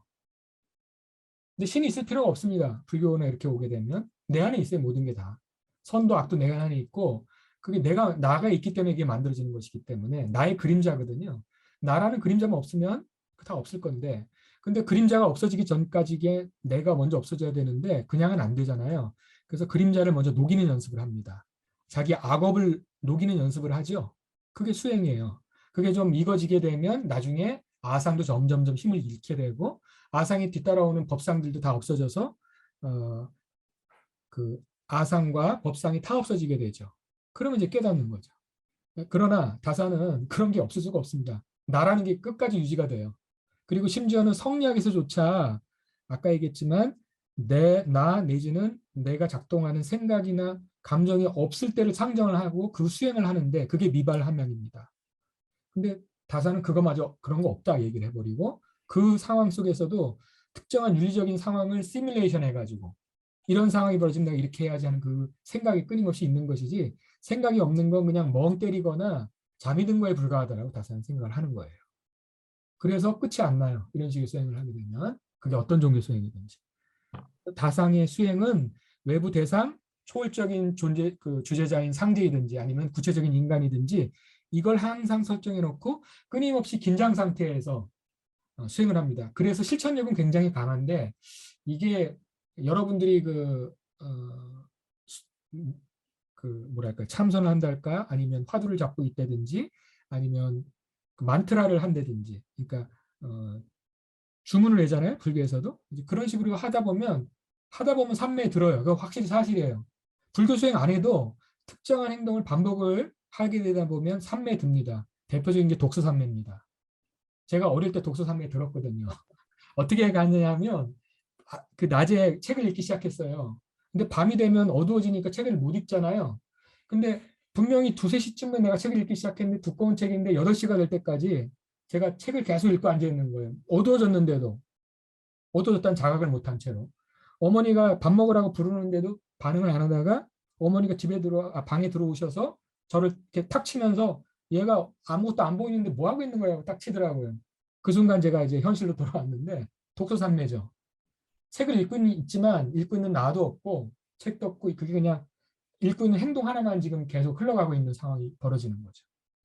독서삼매. 뭐 이거 세속적으로 보면 이런 게 가능하고요. 그게 아니더라도 어떤 종교적인 수행이든 기도가 됐던 주문이 됐던 아니면 그 참선이 됐던 특정한 행동을 통해서 마음이 몰입이 되게 되다 보면 마지막에 그 몰입되어 있는 순간에 화두가 됐던 주문이 됐던 기도가 됐던 그것만 사라지고 나면 다 사라지는 거거든요. 그러면 깨달음에 가까운 그 삼매를 맛보게 되는 거죠. 근데 다산이 그거를 맛보지 못하고 있다는 점이 좀 아쉽습니다. 주자 같은 경우는 그걸 자기 실제 해보기도 하고 해서 맛을 일정하게 봤나 봐요. 초반엔 그거 부인하다가 나중에 그거를 자기 이론 체계 안에 받아들입니다. 그래서 주자 간에는 그게 어느 정도 있고 그거에 따라서 그 유교 성리학자들 같은 경우에도 좌선은 아니지만 정좌를 합니다. 그래서 이 부분이 다산과 주자학의 차이점이기도 하고 다산이 생각하는 서학의 영향을 받은 유학과 불교의 차이점이기도 합니다. 이 경계점 달라지는 것도 물론이고요. 이제 그거에 의해서 이걸 제가 이제 빨간색 친 부분만 이제 하는 건데요. 아까 저번에 제가 이 용어 설명을 안 했는데 기독교에는 이 전통이 있습니다. 그러니까 부정신학이라고 그래가지고 마치 그 불교로 치면 여러분들 중간학에서 얘기하는 거 있죠. 이것도 아니요 저것도 아니요 팔불정도 얘기하는 것처럼 실체가 없다라는 걸 깨는 방식인데 그게 기독교 전통이 있어요. 부정신학이라는 전통이 있습니다. 하나님은 이것도 아니요 저것도 아니요 이런 식으로 얘기하는 거거든요. 그 상태 마음 상태가 어떻게 되면 여기 제가 무념력이라고 썼는데 전문 용어이긴 하지만요. 파토스가 없다는 얘기거든요. 생각이 없다. 감정이 없는 상태로 들어갑니다. 기도를 열심히 하면 예컨대 천주교에서 얘기하는 관상기도 같은 거 여러분들이 뭐 반야신경이나 뭐 이런 걸 계속 하다 보면 뜻 같은 거 생각 안 하고 아주 몰입된 상태에 들어가면 내가 뭐 하고 있는지도 모르는 상태로 들어가게 되거든요. 그런 상태가 벌어져요. 천주교에도 그게 있어요. 관상기도나 이런 거. 그 보통 그 조성을 하게 되면 거기 리트리트 한다고 그러죠. 피정이라고 부르는데 그거 할 때 이런 상태로 들어갑니다. 제대로 하시면. 그런 방식이 있는가 하면 또 다른 방식도 있습니다. 여러분들이 그 제가 저번에 이미지들을 여러 가지 보여드렸는데 초반에 이미지들을 통해서 신에게 접근하는 방법이 있습니다. 그러니까 이콘, 성화나 성상 같은 거 놓고 거기서 열심히 기도를 하다 보면 이 무념적인 방식은 어떤 생각이나 어떤 이미지, 어떤 감정도 일으키지 않는 방식인 반면에 저 상념적인 방식이라는 건 특정한 이미지를 동원하는 방식이에요. 이거 불교에도 있죠. 예컨대 만다라를 그려놓고 한다는 그 뭐 피티베 불교라든가 아니면 여러분들이 불상을 조성한다거나 이런 게 다 상념적인 방식들이에요. 그러니까 모든 종교에 다 있어요. 이 두 가지 방식이. 그래서 지어나가는 방식이 있는가, 내려놓는 방식 또는 특정한 이미지나 생각이나 어떤 도구, 그 계기를 통해서 신 또는 진리에 접근하는 방법들이 있습니다. 무념적 방식과 상념적 방식이 있어요. 이 두 가지가 다 모든 종교에 다 있는 거죠. 근데 다산 같은 경우는 무념적인 방식을 절대 이해도 안 했고 이해하고 싶어 하지도 않고 그거 거부합니다. 오로지 할 수 있는 건 상념적인 방식이에요. 그래서 삼매를 맛보기가 참 힘들어요. 상념적인 방식만 주장하는 분들은. 네, 이 두 가지가 사실은 충돌하지 않을 수 있는데 그걸 용인을 안 하는 거죠. 그러니까 자기 안으로 끊임없이 수렴하는, 그래서 자기 안에 있는 한정 지어지지 않은 붓다, 깨달음 내지는 하나님, 이걸 보는 게 아니라 외향적으로 있는 유한하고 특정한 상태에서 매번 달라지는 그 변화할 수밖에 없는 그 성향 속에서 선을 끊임없이 추구하는, 그래서 굉장히 훌륭한 윤리적인 태도를 보임에도 불구하고 거기에 끝끝내 평안함이 깃들까에서는 물음표를 찍을 수밖에 없는 그런 윤리적인 수양을 다산이 하고 있었던 겁니다. 이걸 저는 생동주의라고 봐요. 모든 종교에서 굉장히 훌륭한 의미로 많은 사람들을 위해서 선한 행동을 하고 윤리적인 행동을 하는 분들을 봅니다. 그 누구보다도. 대표적인 사람들이 누구냐 하면요, 예수님이 그 비판했던 바리새인 같은 사람이 행동주의 대표예요. 요새로 치면 왜 윤리 실천하시는 거 철저히 하시는 분들 있잖아요. 누가 봐도 훌륭한 분들이죠. 바리새인들 훌륭한 사람들이에요. 근데 왜 비판을 받느냐? 사랑이 없거든요, 거기에. 불교식으로 얘기하면 자비가 없는 거예요. 고통받는 자들에 대한 연민과 공감과 배려. 그게 없는 거죠. 그러니까 그런 사람들 입장에서 봤을 때는 예수님이 뭔가 자기를 기준에 어긋나는, 율법에 어긋나는 일을 하면 그걸 딱 짚어가지고 율법에 어긋났어, 나쁜 놈이 욕을 하게 되거든요. 나쁜 놈이라고 판단하고 정죄하는 순간 나의 그 오만함이 늘어나서 계속 오만함이 키워지고 에고, 아상이 키워지겠죠. 그걸 예수님이 비판한 거거든요. 심지어는 내가 하는 그 옳고 윤리적이고 선한 행동조차도 왼손에 하는 거 오른손이 모르게 하라는 얘기는 아상이 없어야 가능한 행동이에요. 그게 부처님이 얘기하는 자비, 깨달음 행동하고 뭐가 달라요? 같은 거거든요. 아상이 없을 때만 가능한 그 사랑이라는 거. 여러분들이 흔히 얘기하는 그 사랑이 아니에요. 일반적으로 남을 위해서 희생한다고 할 때는 남을 위해서 내가 희생하는지 내가 알아요. 나 흡족해서 하는 거예요, 이게. 나를 만족시키기 위해서. 하면 즐거우니까. 남을 도와서 내가 착한 행동을 했기 때문에 내가 즐거우니까 하는 행동이거든요. 그건 좋은 행동이에요. 아마 천신이 되겠죠. 유인을 하다 보면 너무 훌륭한 행동을 하니까. 하지만 깨닫지 못합니다. 그런 상태는. 왜냐하면 내가 알고 남이 알아요. 그리고 그 안다는 걸 내가 즐기고 앉아 있는 거거든요. 거기 딱 집착을 하고 있는 겁니다. 선한 일이든 악한 일이든 집착하면 안 되거든요. 네? 그게 이제 핵심 아니에요. 그 깨닫기 위해서 전제가 되는 게 그런 거거든요. 근데 예수님이 얘기하는 얘기들을 보면 다 그런 거하고 통할 수 있는데 그런 부분이 신학적으로 체계화되다 보면 이게 신학적으로 체계화되기 힘든 부분이거든요. 이 부분이 논리적이지가 않기 때문에. 마음을 넘어서는 일이기 때문에 그래요. 그래서 이 부분에서는 기독교 주류에서는 좀 어쨌든 신학하기 힘들어서 그런지 이건 좀 이렇게 하기 어려워서 그러는지 이거는 강조를 많이 안 합니다. 그게 주로 어디서 나타나냐면 신비주의 쪽에서 나타나요. 이 신비주의를 할 때 조심하셔야 됩니다. 특정한 기적을 일으킨다거나 아니면 뭐 우리가 흔히 말하는 좀 아주 알쏭달쏭한 이렇게 하는 게 신비주의라고 생각하는데 그건 신비주의가 아니고 기적이라고 하거나 자칫 잘못하면 그 사이비 종교 같은 데로 넘어가기 쉬운 반면에 제가 신비주의라고 얘기하는 건 아상이 없어져 가지고 모든 존재가 하나가 되는 사랑과 자비, 그게 안에서 자연스럽게 드러나는, 저절로 드러나는 무의자연 내지는 진리, 불교식의 깨달음의 진리 내지는 신과 내가 둘이 아닌 하나인 그 깨달음 내지는 신앙, 이걸 말하는 겁니다. 그런 면에서 모든 종교는 통할 수 있는 부분이 있어요. 실제로 거기에 가 보고 나서 다른지 안 다른지 종교가 그거 얘기도 안 묻는데, 이게 뭐 해보지도 않고 물가에 앉아가지고 야 이거는 지금 한강으로 흘러나가는 물하고 저쪽 그 양자강으로 흘러나가는 물은 색깔도 다르고 냄새도 다르고 이거 그러니까 서로 다른 거라고 생각하는데 결국 다 어디 모여요? 황해 바다로 다 모이잖아요. 바다로 가는 거거든요. 이런 식의 얘기를 하게 되면 영성의 체계로 이제 접근하기 시작하는 겁니다. 자, 그래서 이런 거는 모든 종교에 거쳐서 그 특정한 종교를 그 종파적으로 수호하려고 하지 않습니다. 신비주의. 심층 종교라고 얘기하는 게 이런 거예요. 그리고 이거는 공통점이 뭐냐? 마음을 넘어서는 얘기를 해요. 근데 그게 말로 얘기하는 게 아니라 실제 맛봅니다. 그 불교용어로 삼매라고 하는 그런 거죠. 기독교 용어는 그게 신비예요. 신비주의가 아니고 신비예요. 그게 정확히 말하면 신비 체험을 합니다.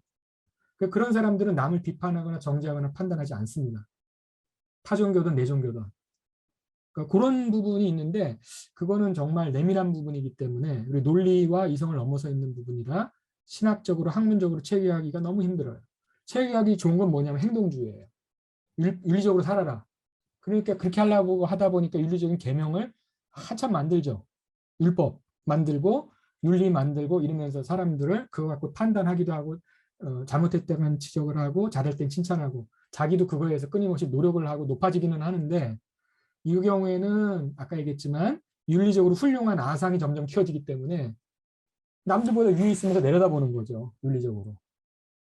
그럼 교만함도 같이 크거든요. 그러니까 윤리적으로 훌륭한 행동을 하면 윤리적인 교만함도 같이 커집니다. 근데 윤리적으로 혼동하게 하면서도 이 그림자가 없으려면 자기를 비워야 되는 거죠. 나라고 하는 생각을. 그 부분이 주자나 불교 부분에 있는데 다사는 완전히 걷어냈어요. 그래서 윤리적인 행동주의자인 건 분명하지만 모든 종교가 공이 갖고 있는 깊은 영성 내지는 신비 이 부분은 내지는 삼매 같은 이런 부분이 다산에게는 전혀 발견되지 않는다는 아쉬움이 있습니다. 제가 지금 얘기하면서 기독교 주류하고 유교는 두 가지 가능성이 다 있었다 그랬죠. 그리고 이제 불교를 대략 비교를 했습니다.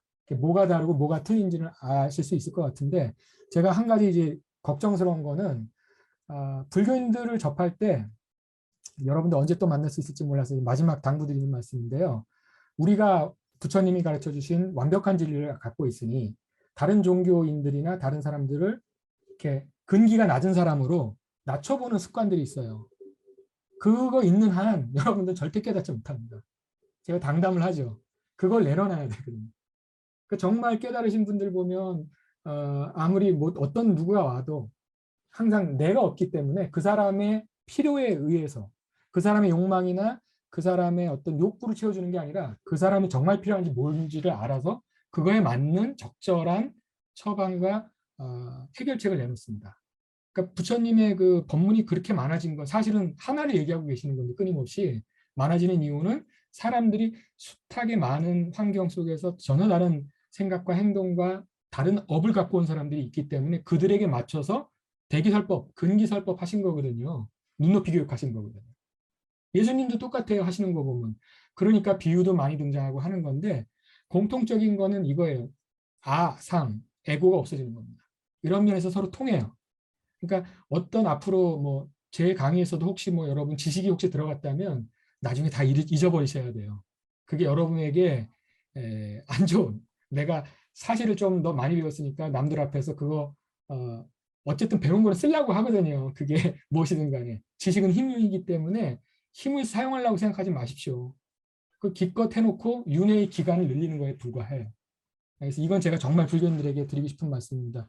가장 완벽한 진리를 배우셨으면 그 진리가 가리키는 손가락을 끊임없이 붙잡지 마시고요. 부처님처럼 사세요. 기독교인들한테도 항상 하는 얘기인데 예수님 말씀이 이게 옳고 그르고 따지지 마시고 예수님처럼 살면 돼요. 어떻게 하면 저렇게 될 수 있는지. 어떻게 해야 오른손이 왼손이 하는 거 모르고서 내가 실천할 수 있을까. 그 고민하다 보면 그게 화두가 돼가지고 예수님처럼 정말 닮아갑니다. 역시 부처님도 마찬가지죠. 똑같이 그렇게 하셔야지. 그 제가 뭐 불교 교리를 잔뜩 얘기한다고 해서 뭐 스님들이 훨씬 더 잘 아시겠지만 그거 아는 게 결코 깨달음 갖다 주지 않거든요. 마음이 평안하려면 내가 없어지는 연습을 하셔야 되고, 그거 하기 전에 다산이 했듯이 윤리적이고 계율, 불교식으로 얘기하면 계율이죠. 팔정도 얘기하면서 나오는 그 숱한 계율들, 그거 하나하나 실천하십시오. 그게 실천하면 마음이 아주 평화로워지고 평온해져서 나중에 삼매에 들기가 굉장히 좋아집니다.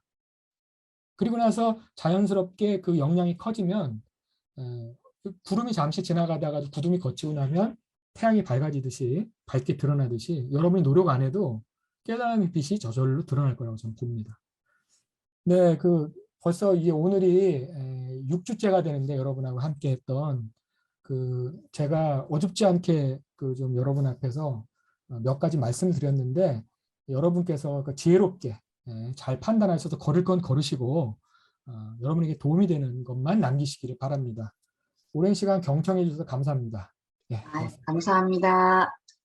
잘 들었습니다. 자, 오늘 천주교 다산과 천주교에 대해서 오늘 마지막 강의를 들었습니다. 그러면 질문하는 시간들은 저희가 한 3분 정도 잠깐 휴식을 하고 3분 후에 57분에 다시 이 자리에서 만나서 다시 질의응답을 하면 어떨까 싶습니다. 그렇게 할까요? 네. 네, 그러면 3분 후에 57분에 다시 이 자리에서 뵙겠습니다. 교수님 긴 시간 동안 감사합니다. 수고하셨습니다. 다음 주에 교수님 뵙겠습니다. 감사합니다. 교수님 성공하십시오. 감사합니다. 네. 다음 주에 뵙겠습니다. 다음 주에 또 뵐게요. 또 뵙겠습니다. 예. 자, 이제 모두 나가게 하겠습니다.